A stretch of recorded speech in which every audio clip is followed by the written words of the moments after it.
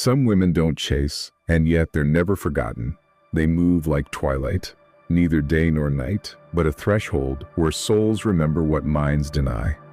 She is the woman who understands. To be felt is to be feared. To be known is to be surrendered. And in her stillness, empires of longing crumble. She is Persephone of the modern labyrinth, rooted in her underworld, her animus, not a sword to wield, but a compass pointing inward. And the man, he circles her like a moth around a flame he mistakes for warmth. Unconscious, hungry, projecting onto her the salvation his soul has abandoned. His pursuit is not love, it is excavation. He digs in her soil for gold he buried within himself long ago. His ego wears the mask of desire, but his shadow licks the wounds of unworthiness.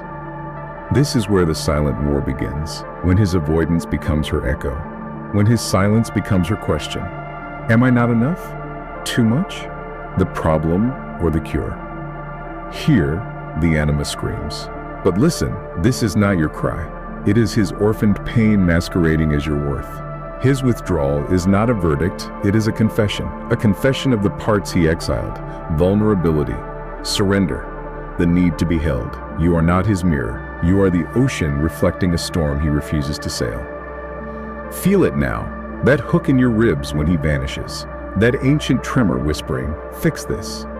That is not love. It is the ghost of abandoned selfhood. Your trauma body is waking. Your heart is pounding. Breathe into the hollow.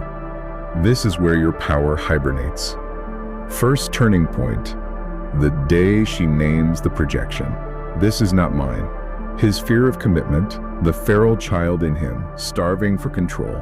His criticism, the self-loathing he feeds on her reflection. She lets the weight drop. His shadow is not hers to carry.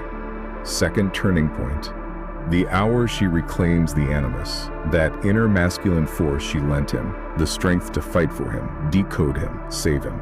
She takes it back, plants it in her spine. I will fight for myself. Third turning point, whispered. The moment she chooses silence, not as punishment, as a sanctuary.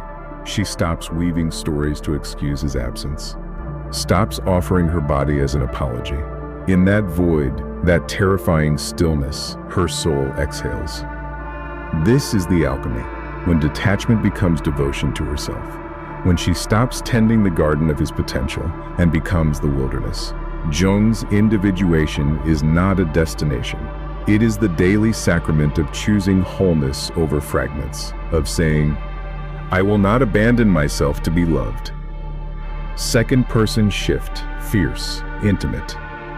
Let him orbit your absence. Let his ego starve for closure it doesn't deserve. Your silence is not emptiness. It is a cathedral. Your worth isn't earned in his gaze.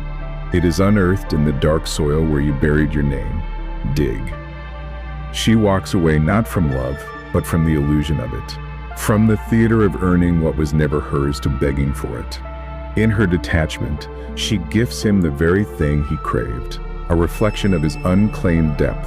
Whether he face it, that is his journey. Her peace is non-negotiable.